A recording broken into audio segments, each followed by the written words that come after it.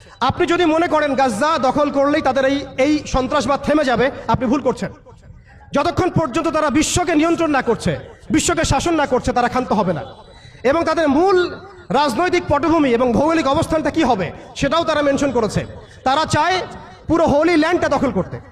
এখন আপনি প্রশ্ন করতে পারেন যে ভাই হোলি ল্যান্ডটা কি?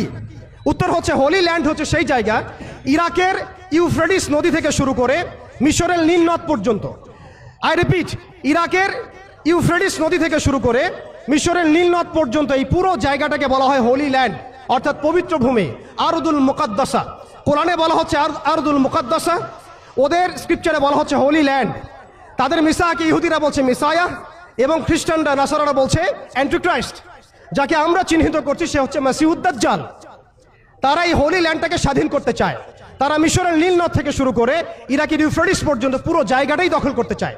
আপনারা যদি মনে করেন গাজ্জা দখল করার পর তাদের এই হামলা থেমে যাবে, আপনি ভুল করছেন। তারা ততক্ষণ পর্যন্ত ক্ষান্ত হবে না যতক্ষণ পর্যন্ত তারা হোলি ল্যান্ডটা দখল না করছে। এবং শেষ জামানায় যে বৃহত্তর মালহামা বা মহাযুদ্ধের কথা বলা হয়েছে, সেই যুদ্ধ হবে ইরাকের ইউফ্রেটিস নদীর সোনার পাহাড়কে কেন্দ্র করে। আস্তে আস্তে সময় সেদিকে এগিয়ে যাচ্ছে। তাহলে তাদের উদ্দেশ্যটা কি? তাদের উদ্দেশ্য হচ্ছে হোলি ল্যান্ডটাকে দখল করে সেখান থেকে তারা দাজ্জালের শাসন কায়েম করতে চায় সারা বিশ্বে। কারা চায়? জায়নিস্টরা চায়। এই ডটসগুলো যদি আপনি মিলাতে না পারেন এবং শুধু বাইরের চোখ দিয়ে আপনি দেখেন, ভিতরের চোখটাকে অন্ধ রাখেন, আপনি এই ওয়ার্ল্ডের জিও পলিটিক্স বুঝতে পারবেন না। শুধুমাত্র বাহ্যিক স্টাডি দিয়ে, বাহ্যিক জিও পলিটিক্স পড়াশোনা করে, বাহ্যিক ইকোনমিক্স পড়াশোনা করে আপনি এই ওয়ার্ল্ডের প্রকৃত জিও পলিটিক্সকে মেলাতে পারবেন না। অর্থাৎ সামনে আসছে দাজ্জালের শাসন, যেটা নবী সাল্লাল্লাহু আলাইহি ওয়াসাল্লাম ইরশাদ করেছেন যে মাসিহুদ দাজ্জাল এই ইহুদিদেরকে নিয়েই এই বিশ্বকে শাসন করবে 40 দিন। কতদিন?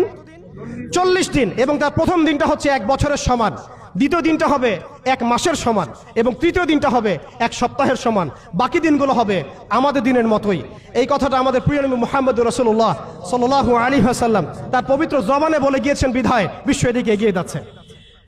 এরপরে কি হবে সেটাও প্রিয় নবী সাল্লাল্লাহু আলাইহি ওয়াসাল্লাম আমাদেরকে জানিয়ে গিয়েছেন। এইটা আমাদের আসার জায়গা। আমি যে শুরুতে বলেছিলাম যে আমাদের এই সমাবেশটায় আমাদের ফজিলত, আমাদের গুরুত্বটা বেশি তাদের চাইতে। আপনি জানেন এর সমাধান জিহাদ, আপনি যেতে পারছেন না।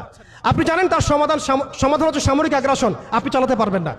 আপনি জানেন এর সমাধান হচ্ছে তাদের পুরো শক্তিটাকে শেকড় থেকে কেটে ফেলা, আপনি এটা করতে পারছেন না, কারণ ভবিষ্যতের দিকে পৃথিবী এগিয়ে যাচ্ছে।